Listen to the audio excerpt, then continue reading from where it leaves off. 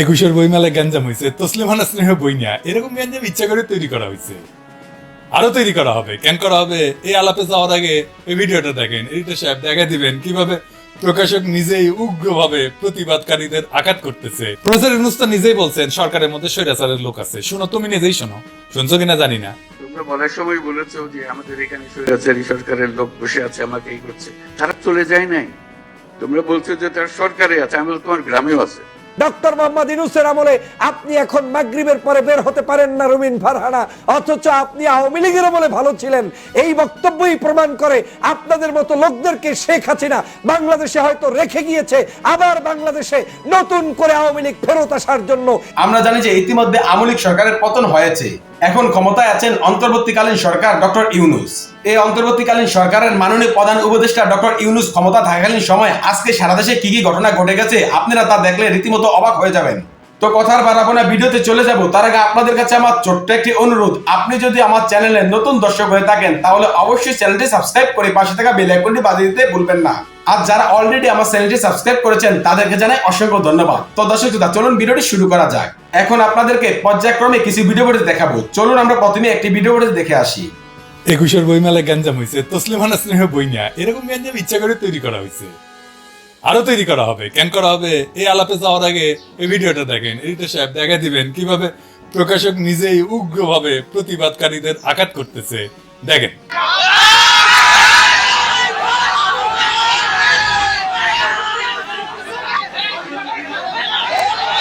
Stall ঘুরিয়ে দেওয়া হবে, এটা কি সাম্যবাদ? এটা কি মানবতাবাদ? স্টল ঘুরিয়ে দাও, স্টল আমরা ঘুরাইছি।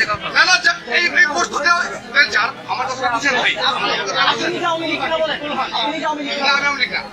আপনি নিজে আওয়ামী লীগ, আপনি নিজে আওয়ামী লীগ। প্রতিটা বাঙালি স্লোগান, জয় বাংলা স্লোগান, আমাদের বাঙালি স্লোগান।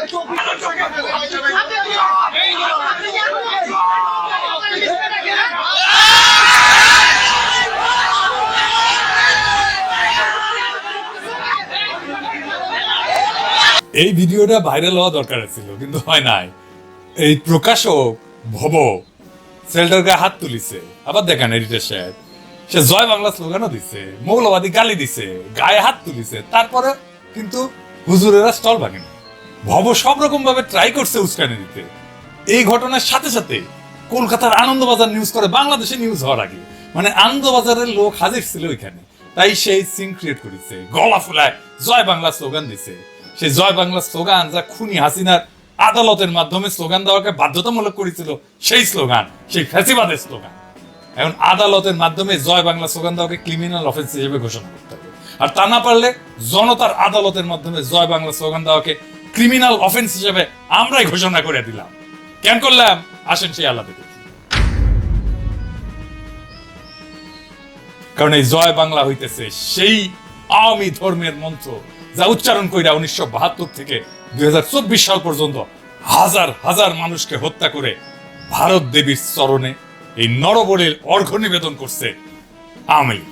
এবং এই জয় বাংলা স্লোগান উচ্চারণ কইরাই বাংলাদেশের স্বাধীনতা সার্বভৌমত্বকে ইন্ডিয়ার কাছে বিক্রি করে দিছিল হাসিনা মুজিব উভয়। জয় বাংলা স্লোগান ফ্যাসিস্টের স্লোগান, এটা ফ্যাসিবাদের স্লোগান। কেউ যদি এখন জার্মানিতে প্রকাশ্যে নাৎসি পার্টির স্লোগান হেল হিটলার কয় বা জয় হিটলার কয়, তাহলে ইউরোপীয় এই আলোকিত এনলাইটেন্ড সেকুলার লিবারেল প্রগতিশীল আইন কি তারে কোলে তুলে নাচবে? ইন্ডিয়া এবং আওয়ামী লীগ মুক্তিযুদ্ধ নিয়ে স্বাধীনতা নিয়ে যে বয়ান তৈরি করছে, ওই ইতিহাসকে দুমরায় মুসরায় থাকলাই বুলডোজারদের গুড়াই দিবে, তছনছ করে দেবো, একেবারে 32 বানাবে। আমরা মুজিব নামের ফ্যাসিস্ট ফেটিশ আইকন, আমরা সেকুলারিজম নামের ইসলাম কোপানির ইন্ডিয়ান মূর্তিটারে ভাঙ্গা গুড়া গুড়া করি। মাত্র 6 মাস আগে কি বিভৎস গণহত্যা চালাইছে হাসিনার খুনি বাহিনী আর ছাত্রলীগ যুবলীগের অস্ত্রধারীরা। পুলিশ আমাদের মেয়েদের তুলে নিয়ে হ্যারাস করছে গণহারে। আমি ডেইলি স্টারকে ধন্যবাদ জানাই এই রিপোর্ট করার জন্য, যদিও আমরা ওর উপরে বিলাত, কিন্তু এই রিপোর্টটা ভালো করেছে। কিন্তু আমার কাছে যে স্টেটমেন্ট আছে হতভাগ্য মেয়েটার, তার ভগ্নাংশ এই রিপোর্টে উঠে আসছে। আমি আশা করবো ডেইলি স্টার রাগ ঢাক না কইরা পুরা ঘটনা দুনিয়ার সামনে তুলে ধরবে। যে সমস্ত পশ্চিমা দূতাবাস কিছু হইলেই ফোন মারে প্রফেসর ইউনূসের সরকারের লোকজনদেরকে, তাদের বলতে হবে এই সময় আমাদের বাচ্চাদের রক্ষা করার জন্য কি করছিলা, কারণ সেই ফ্যাসিস্টদের রক্ষা করতে আসছে কোন নৈতিক অধিকার। তো 21-এর বইমেলার ঘটনা নিয়ে মাহফুজ স্ট্যাটাস মারিছে, আসেন সেটা নিয়ে আলাপ করি। মাহফুজ জনতাকে মব বলে উল্লেখ করছে, তাদের ডেভিল বা শয়তান বলে বিবেচনা করা হবে উল্লেখ করছে, তাদের শক্ত হাতে দমন করা হবে, এটাই নাকি শেষ অনুরোধ মাহফুজের। কি আর বলবো ছোট ভাই মাহফুজ, এই এনার্জি আর এই হেডম আওয়ামী ফ্যাসিস্টদের বিরুদ্ধে দেখাইলে ভালো হইতো না? প্রফেসর ইউনূস তো নিজেই বলছেন সরকারের মধ্যে স্বৈরাচারের লোক আছে। শুনো, তুমি নিজেই শোনো, শুনছো কিনা জানি না। তোমরা বলার সময় বলেছো যে আমাদের এখানে স্বৈরাচারী সরকারের লোক বসে আছে, আমাকে এই করছে। তারা চলে যায় নাই। তোমরা বলছো যে তারা সরকারে আছে, আমি বলছি তোমার গ্রামেও আছে। শুধু সরকারকে দেখি আমি চলে গেলাম, ওই সরকারে আছে, তারা কিছু করতে পারতেছে না। তোমার গ্রামে আছে, তুমি কিছু করতে পারতেছো? তুমি তো দুঃখ করতে এসছো আজকে। কাজে সেই তেজ আসতে হবে না, এটাকে জায়গা দেবো না আমরা কোথাও।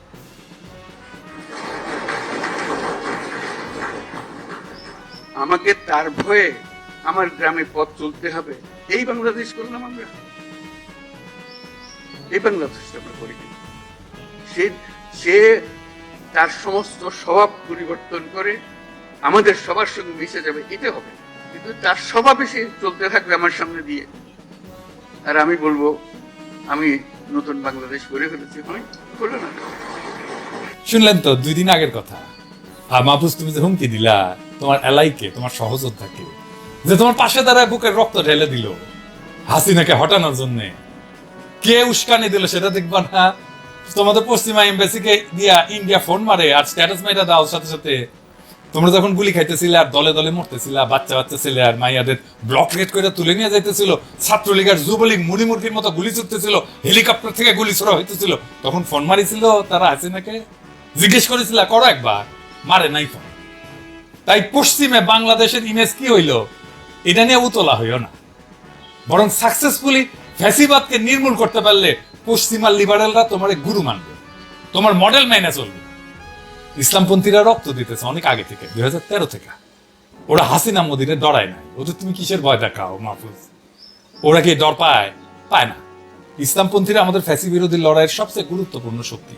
তার সাথে বিবাদে যাইও না। রাজনীতি কিন্তু যুক্তিতর্ক না, রাজনীতি দিল আর দরদের বিষয়। তোমার বন্ধুদের অন্তরের খোঁজ রাখতে হবে। তুমি যাদের খুশি করতে গিয়া পরীক্ষিত বন্ধুদের অন্তরে দাগা দিছো, তারা এটা হতভম্ব, বিষাদগ্রস্ত। তোমার এই বিষয়ে একটা জরুরি কথা বলি, এটা সরকারের সবার জন্যই প্রযোজ্য। ইসলামপন্থীদের সাথে কেমন আচরণ করবে প্রফেসর ইউনূসের সরকার, সেটা ঠিক করতে পারবে, এটা এখনো মনে হয় ঠিক করতে পারবে না। বাংলাদেশকে সারা দুনিয়া বা পশ্চিমা বিশ্ব কি নামে কোন রঙে চিনবে, সে বিষয়ে বাংলাদেশের আরবান এলিটদের একটা উদ্বেগ আছে। কি সেটা? সেটা হইতেছে যে সে ইউরোপ আমেরিকায় যেতে পারবে না, স্কলারশিপ পাবে না, ব্যবসা বাণিজ্য করতে পারবে না। ইসলামপন্থীরা পশ্চিমে যায় না বা যাইতে চায় না তা না, কিন্তু তরুণ ইসলামপন্থী তো মালয়েশিয়া বা তুরস্কে বৃত্তি চায়। আমেরিকান বা পশ্চিমা সাহায্য বন্ধ হইলে ওনারা উতলা হবেন কেন? তো ইসলামপন্থীরা হবেন না তো? সেই সাহায্য কি ওনারা কখনো পাইছে? যারা সেই তহবিলের কোনো অংশ পায় না, কোনোভাবে পায় না, তাদের কি বাসে যায়? পশ্চিমা দাতা গোষ্ঠী সংস্থাগুলা প্রাথমিক, মাধ্যমিক, উচ্চ শিক্ষাখাতে অনুদান দেয়, সরকারি বেসরকারি স্কুল কলেজ ইউনিভার্সিটিতে যায়। মাদ্রাসাগুলোতে একটা ফুটা পয়সাও গেছে? যায়নি। তবে দিতে চাইছে। কখন দিতে চাইছে জানেন? মাদ্রাসা শিক্ষা রিফর্মের জন্য। মানে মাদ্রাসা শিক্ষা আর মাদ্রাসা শিক্ষা বলে চিনতে পারবে শয়তানি দেখে। কোন মাদ্রাসায় কম্পিউটার ল্যাব করে দেওয়া যেত না? করছে? করে নাই তো। বাংলাদেশের আরবান এলিটরা মনে করে তার মুসলমান পরিচয় সে পশ্চিমের বিপাকে পড়তে পারে। উল্টা দিকে এই মুসলমান পরিচয়তে ইসলামপন্থীর কাছে স্বপ্নের মতো। ইউরোপ আমেরিকায় ভারতীয় লবির প্রভাবে আপনার সম্মানহানি করতে পারে, কিন্তু কারো জন্য সেটা তো সুযোগ হইতে পারে। একই পরিচয় দেশের রাজনৈতিক প্রতিষ্ঠান আপনাকে জটিলতায় ফেলবে, অথচ অন্যের জন্য সেটা তো বিশাল সুযোগ, বিশাল স্বপ্ন। সুতরাং আপনার যেটা আতঙ্ক, আপনার যেটা ভয়, আপনার যেটা ডর, অন্যের কাছে সেটা হইতে পারে একটা সুযোগ, স্বপ্ন। তাই আপনি কারে সতর্ক করতেছেন মাহফুজ? আপনি যা বলে সতর্ক করতে চাইতেছেন তাতে ইসলামপন্থীদের কিছু যায় আসে না। পরিস্থিতি অত্যন্ত নাজুক, আমি স্বীকার করি। তবে কথা সত্য, রাজনৈতিকভাবে জিততে হইলে আগেই সাবধান হইতে হবে। তাই শুধু নিজের ক্ষতির কথা না, বরং অন্যের রাজনীতিতে কি ক্ষতি হইতে পারে সেটা তুলে ধরতে হবে। একবার ঘটনা ঘটলে আপনি যেদিকেই যান ক্ষতি হবে, হয় ভেতরে না বাইরে। ধানমন্ডি 32 নম্বর ভাঙাতে বাংলাদেশে ফ্যাসিবাদী শক্তির লাভ হয়েছে না? অবশ্যই হয়েছে। প্রফেসর ইউনূস সরকারের লাভ হয়েছে না? অবশ্যই হয়েছে। ভয়ঙ্কর ব্যক্তিগত ঝুঁকির মুখে পড়ছে কে? অনেকেই পড়ছে, তবে অবস্থা দৃষ্টি মনে হচ্ছে তারা অন্যায় হয়ে গেছে আমার উপরে প্রতিশোধ নেওয়ার জন্য। বাসন্তীর জাল পড়া ছবি শেখ মুজিবের গদি নাড়ায় দিছিল, বাংলাদেশ এটার উপকার পাইছে, আজকের বাংলাদেশ এটার উপকার পায়। কিন্তু আফতাব সাহেব যে ছবিটা খিচেছিল নিজের জীবন দিছে, জীবন দিয়ে কাফারা দিছে তার সাহসী কাজে। 1975-এর বিপ্লবীরা শেখ মুজিবকে জয় বাংলা করে দিছে, কিন্তু নিজেদের কোরবানি দিয়ে দিছে ফাঁসির দড়িতে। এমনকি তাদের সন্তানদেরও ছাড়েনি হাসিনা।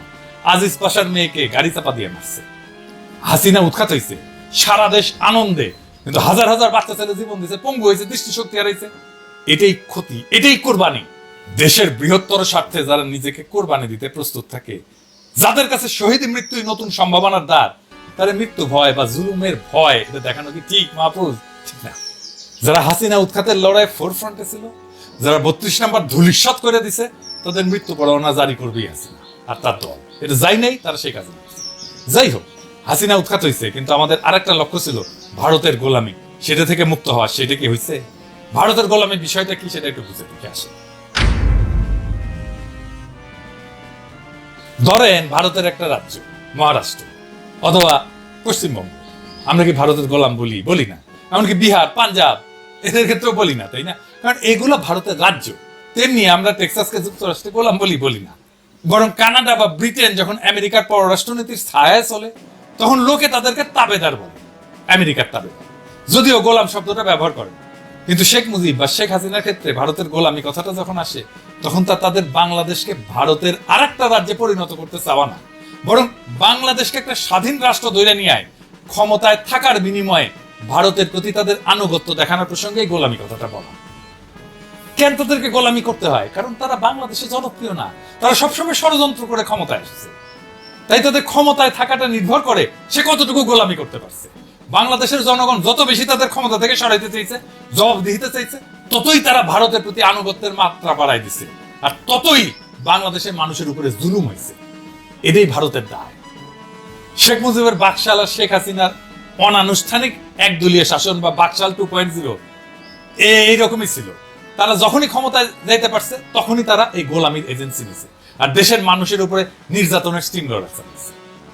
শেখ মুজিবের আমলে 3 বছরের যে স্বৈরাচার এবং কর্তৃত্ববাদ তৈরি হয়েছিল, হাসিনা সেটাকে টাইনা 15-16 বছরে নিয়ে গেছে। শেখ মুজিব ছিল একজন স্বৈরাচার, আর হাসিনা হইতেছে একটা পূর্ণাঙ্গ শয়তান। এবার আসেন আলাপ করি কেন ধানমন্ডি 32 নম্বর ভাঙাটা জরুরি ছিল। নিজেকে একটা প্রশ্ন করে, পূর্ব পাকিস্তানের জনগণ যে বিচ্ছিন্ন হয়ে বাংলাদেশ গঠন করলো, এটা কি ন্যায়সঙ্গত ছিল? পাকিস্তানকে দখলদার হিসেবে কখন আমরা দেখা শুরু করব? দখলদারকে উৎখাতের জন্য যুদ্ধ করা, এই সমস্ত নৈতিক বৈধতা কোন জায়গা থেকে আসলো? বাংলাদেশের প্রতিষ্ঠা, স্বাধীনতার যুদ্ধ 100% বৈধ ঘটনা। কেন বৈধ ঘটনা? আর এটা বৈধ হয়ে উঠলো কখন? এটা বৈধ হয়ে ওঠে 25শে মার্চের রাতে। তার আগে না। 25শে মার্চ রাতে পাকিস্তান দখলদার শক্তি হিসেবে মাঠে নামে এবং নিজের দেশেরই পূর্বাঞ্চলের নাগরিকদের হত্যা শুরু করে। এই ঘটনায় ইতিহাসে বাংলাদেশ সৃষ্টির বৈধতা দেয়। ফলে পূর্ব পাকিস্তানের নাগরিকদের বাংলাদেশি হয়ে ওঠা এবং দখলদারদের উৎখাতের জন্য যুদ্ধ করাটা বৈধ হয়ে ওঠে। 25শে মার্চের আগে বাংলাদেশ রাষ্ট্র প্রতিষ্ঠার বৈধতা তৈরি হয়। তার আগে সংঘাত ছিল, কিন্তু সমঝোতার সম্ভাবনা ছিল পাকিস্তানের কাঠামোর মধ্যে। 1952 সালে যে গভর্নর হাউস থেকে বাংলাদেশের মানুষের উপরে জুলুম চালানো হয়েছিল, সেই গভর্নর হাউসকে পরবর্তীতে বাংলা একাডেমি বানায়। হাসিনার গণভবনকে যেভাবে জাদুঘর বানায় দেওয়া হয়েছে, ঠিক একই। আইয়ুব খান রাষ্ট্রীয় প্রচারে রবীন্দ্রসঙ্গীত নিষিদ্ধ করলেন, আর পূর্ব পাকিস্তানের মানুষ পুরা দেশ রবীন্দ্রসঙ্গীতে ভাষায় দিল। ফলাফল, আইয়ুব খান টিকে থাকতে পারলেন। সমঝোতা হলো, অন্তর্বর্তী সরকার হিসেবে ক্ষমতায় আসলো ইয়াহিয়া। নির্বাচন হইল, পূর্ব পাকিস্তানের জনগণ পাকিস্তানের নির্বাচনেই ভোট দিল। কেউ কিন্তু বয়কট করেন, বরং অনেকে আওয়ামী লীগকে জাল ভোট পর্যন্ত দিছিল। ইলিয়াস কাঞ্চন হাসিনার নির্বাচনের বৈধতা দিতে গিয়ে ফট করে সেই কথা বলে ফেলছিল। এই যে ফারুক ভাই যেটা বলেছেন যে 70-এর ইলেকশনের সময় আমরা নিজেরা ক্যাম্প করেছি, এবং আমি ভোটার কিন্তু হইনি, কিন্তু আমি নিজে কিন্তু ফল ভোট দিয়েছি, এবং 1-2টা না, অনেকগুলোই দিয়েছেন। হ্যাঁ, তো সেইভাবেই কিন্তু আজকে এই দেশ কিন্তু নির্বাচনে পূর্ব পাকিস্তানের নাগরিকরাই জয় হইল। তারা 1947 সালে পাকিস্তান গঠনের সময় মূল ভূমিকা রাখছিল, আর 1970 সালে পাকিস্তানের গণতান্ত্রিক ব্যবস্থার মধ্যে ক্ষমতা দখলের সামর্থ্য দেখাইলো, হিম্মত দেখাইলো। তারপর ক্ষমতার দর কষাকষি শুরু হইলো, কিন্তু পশ্চিম পাকিস্তানের বেসামরিক সামরিক এলিটরা শেখ মুজিবকে ক্ষমতার আসনে বসতে দিল। 25 মার্চে তারা সামরিক হামলা চালায়, পূর্ব পাকিস্তানের সাধারণ নাগরিকদের হত্যা করতে শুরু করলো। এই হামলায় ইতিহাসে বাংলাদেশ রাষ্ট্রের বৈধতা দিল। বাংলাদেশের স্বপ্ন পশ্চিম পাকিস্তানদের বঞ্চনার শোষণ থেকে শুরু হয় নাই, শুরু হয়েছে পাকিস্তানিদের গণহত্যা থেকে। নিপীড়ন, হামলা, যন্ত্রণা ইতিহাসে বিপ্লবের বৈধতা এনে দেয়।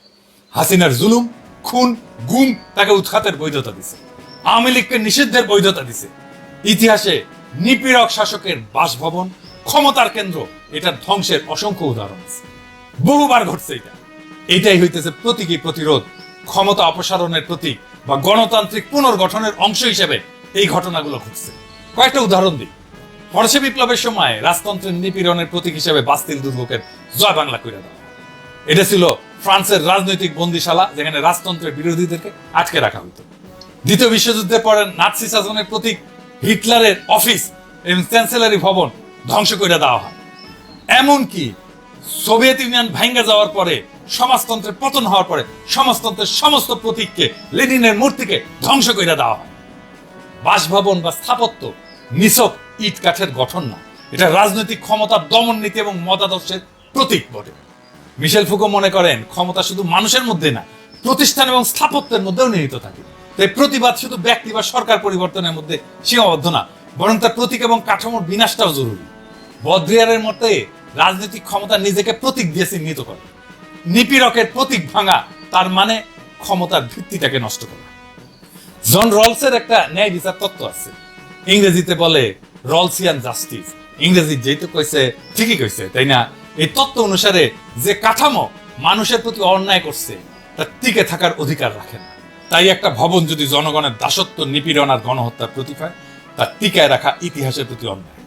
হেগেল বলছিলেন ঐতিহাসিক পরিবর্তন সংঘাত সংঘর্ষের মধ্য দিয়ে আসে এবং প্রত্যেকটা যুগ তার প্রতীক সৃষ্টি এবং ধ্বংসের মধ্য দিয়ে নতুন কিছু নির্মাণ করে। নিপীড়কের প্রতীক ধ্বংস করা মানে নতুন যুগের সূচনা। নিপীড়কের প্রতীক ধ্বংস করলে জনগণের ভয়ের সংস্কৃতি দূর হয় এবং তারা নিজেদেরকে ক্ষমতাশালী মনে করতে শুরু করে। যেই ক্ষমতা জনগণের কাছ থেকে কাইরা নেয় স্বৈরাচার এবং ফ্যাসিস্টেরা, সেই ক্ষমতা ফিরায় দেওয়া হয় এইভাবেই। আমরা জনগণের ক্ষমতা ফিরাই দিছি 32 নম্বর ভাঙ্গা। 32 নম্বর ভাঙ্গার ইতিহাস শতাব্দীর পর শতাব্দী জালেমদের জন্য শিক্ষা হয়ে থাকবে, প্রতিবাদী মানুষের জন্য অনুপ্রেরণার উৎস হইয়া থাকবে। এই লড়াই শুধুমাত্র একটা ভবন ধ্বংসের জন্য না, এটা নিপীড়কের প্রতীক ভাঙার, ইতিহাসের গতিপথ পুনর্গঠনের লড়াই এবং নিপীড়িতের শক্তি দেখানোর লড়াই, তার হিম্মত দেখানোর লড়াই। ইতিহাসে যে ক্ষমতা জনগণের রক্ত চুইসা নিজেদের ক্ষমতার দুর্গ বানাইছে, সেই ক্ষমতার প্রতীক একদিন না একদিন মাটিতে ঘুরায় যায়। এটাই প্রকৃতির বিধান, এটাই ইতিহাসের অনিবার্য সত্য। ফরাসি বিপ্লবের বাস্তিল দুর্গ হোক, নাৎসি শাসনের চ্যান্সেলারি হোক, জারের প্রাসাদ হোক, প্রত্যেকটা নিপীড়ন কাঠামোই একসময় ঘুরায় যায় আর জনগণের রক্তের উপরে দাঁড়ায়। প্রত্যেকটা ভবনের ইট জনতার পায়ের নিচে গুড়া গুড়া হয়ে যায়। ধানমন্ডি 32 নম্বর ভাঙা তেমনই এক ইতিহাসের মুহূর্ত, যেখানে নিপীড়নের প্রতীক বিলীন হইল এবং জনগণ দেখালো ক্ষমতা তাদের হাতে থাকে। হাসিনা এবং তার আওয়ামী লীগ এই প্রতীক হারায় ছটফট করতেছে মরণ যন্ত্রণায়, কারণ তারা জানে প্রতীক ধ্বংস মানে ক্ষমতা হারানোর শুরু, তাদের আদর্শের পরাজয়। তারা জানে একবার জনগণ বুঝে গেলে যে তাদের ভয় দেখায় শাসন করা সম্ভব না, একবার জনগণ বুঝে গেলে যে ফ্যাসিবাদ শুধু ভয়ের উপরে দাঁড়ায় থাকে, তখন ফ্যাসিবাদ আর ফিরে আসতে পারে না। আজকের এই ঘটনা নিছক একটা ভবন ভাঙা না, এটা ফ্যাসিবাদ ধ্বংসের সাইরেন।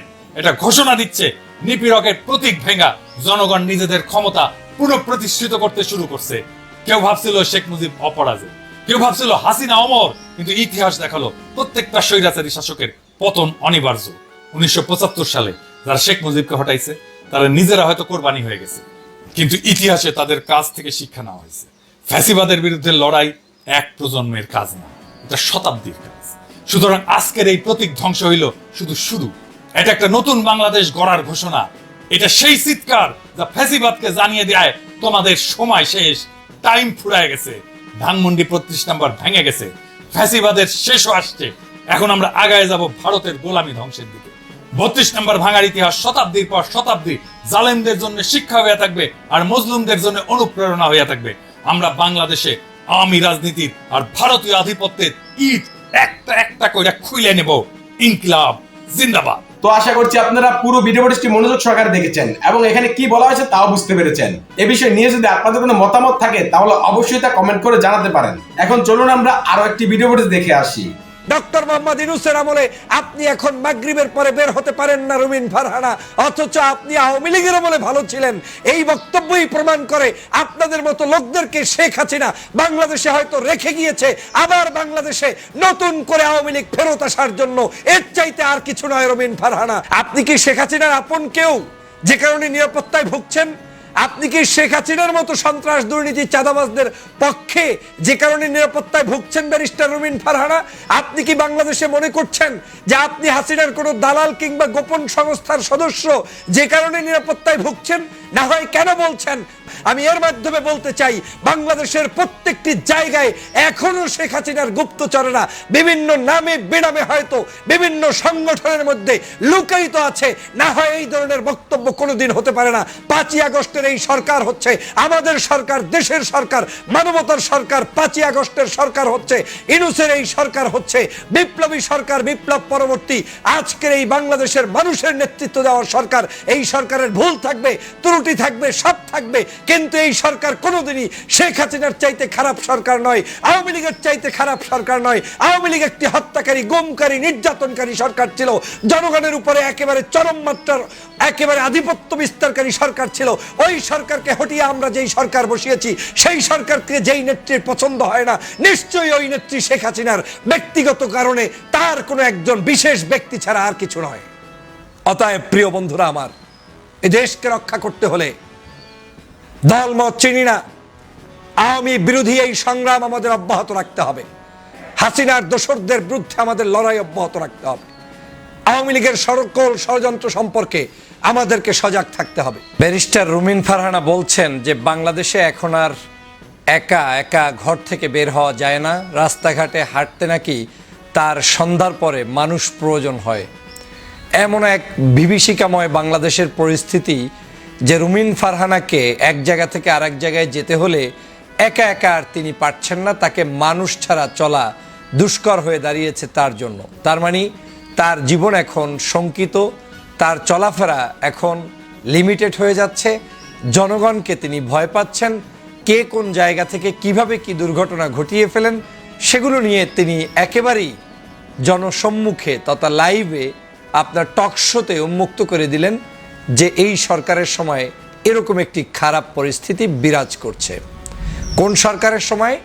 যেই সরকার 5ই আগস্টে জুলাই বিপ্লবের চেতনা ধারণ করে একটি অভ্যুত্থান, একটি বিপ্লব, একটি চেতনার উপর ভিত্তি করে প্রতিষ্ঠিত হয়েছে, সেই সরকারের সময় রুমিন ফারহানার জীবন নিরাপদে নেই।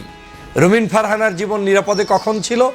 শেখ হাসিনার যে 16 বছর ছিল সেই সময় তিনি নিরাপদে ছিলেন, সেই সময় তিনি সংসদে ছিলেন, সেই সময় তিনি বাসা বাড়ি, টকশো, রাস্তাঘাট সব জায়গায় তিনি চলতে পারতেন। রাজনীতি ভিন্নভাবে করলেও তার কোনো নিরাপত্তার সমস্যা ছিল না। কিন্তু এই রুমিন ফারহানারই আমরা দেখেছি যে তার উপরে যখন তিনি ছাত্রদের আন্দোলনে যোগ দিতে একটি জায়গায় এসেছিলেন, শহীদ মিনার, সেই দিন তার বাসায় যে আক্রমণ করা হয়েছে, তিনি সেখানেও বলার চেষ্টা করেছিলেন যে তার উপরে গুন্ডারা আক্রমণ করছে, এবং সেই সময়টা কিন্তু ডক্টর মোহাম্মদ ইউনূসের সরকার না।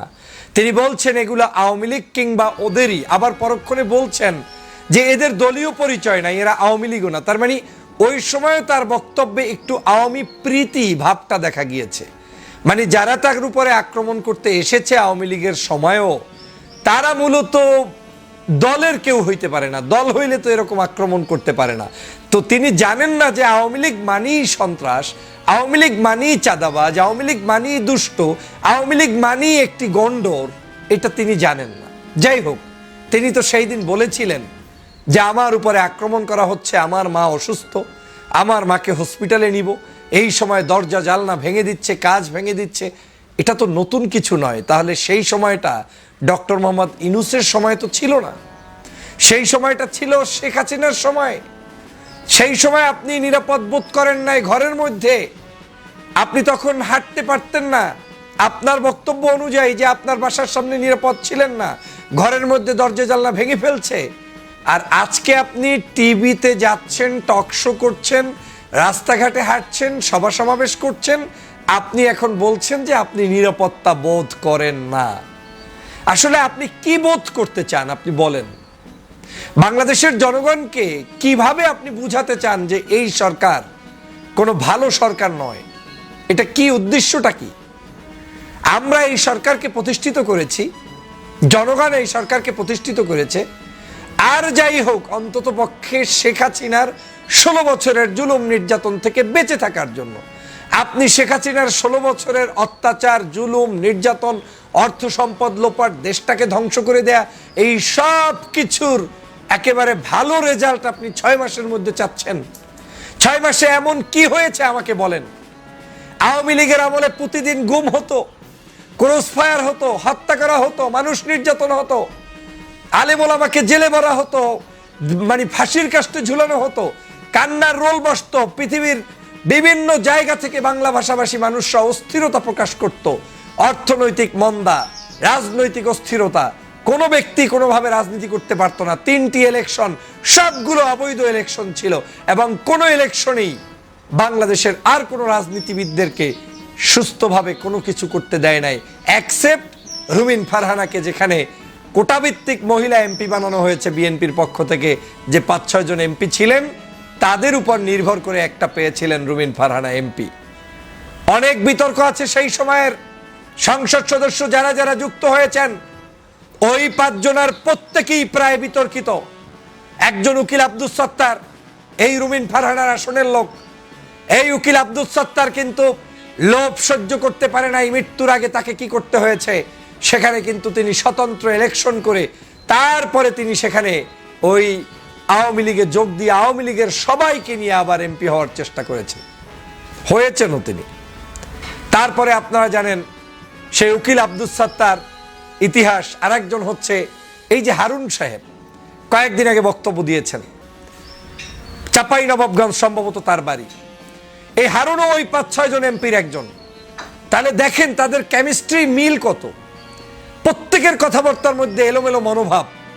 সেই হারুনও কয়েকদিন আগে বলছে বাংলাদেশের শেখ হাসিনা যেভাবে যুদ্ধাপরাধীদের বিচার করেছে, এই রাজাকারদেরকে শাস্তি দিতে হবে, এদেরকে আবার নতুন করে বিচার শুরু করতে হবে, না হয় নাকি বাংলাদেশ সুন্দরভাবে থাকবে না। এবং আজহারির আলেম ওলামার মাহফিল নিয়ে যে ধরনের কুৎসা রটাচ্ছে, এটা কোনো মানুষ সহ্য করতে পারে না।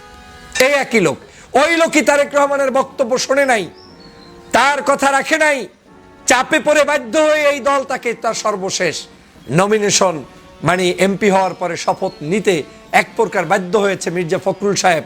তখন কিন্তু সেখানে শপথ নেয় নাই। এই রুমিন ফারহানা ওই ক্লাসমেটেরই ফ্রেন্ড। আজকে আমার মনে হচ্ছে তাদের সবার ধরন এক।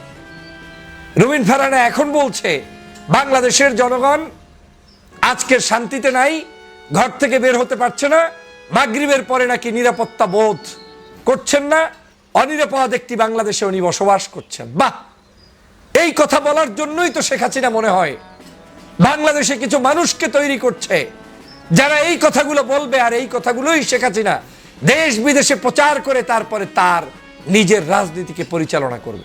এই কারণেই গত 16 বছর পর্যন্ত বাংলাদেশে আমরা আন্দোলন সংগ্রামে সফল হইনি, কারণ আমাদের ভিতরে শেখ হাসিনা এমন কিছু বক্তব্য, এমন কিছু মানুষকে জিয়ে রেখেছে, টিকিয়ে রেখেছে, যাদের বক্তব্যগুলোর মাধ্যমে আমরা আমাদের এই বাংলাদেশে যাতে করে আন্দোলন সংগ্রাম সুষ্ঠু সুন্দরভাবে সফল করতে না পারি।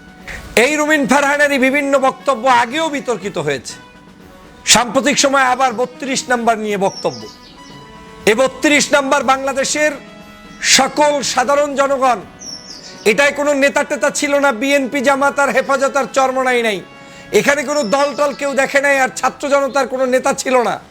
শেখ হাসিনা বাংলাদেশের বিরুদ্ধে কথা বলেছে, ছাত্র জনতাকে খুন করে আবার সেখানে বক্তব্য দিতে আসতে চেয়েছে।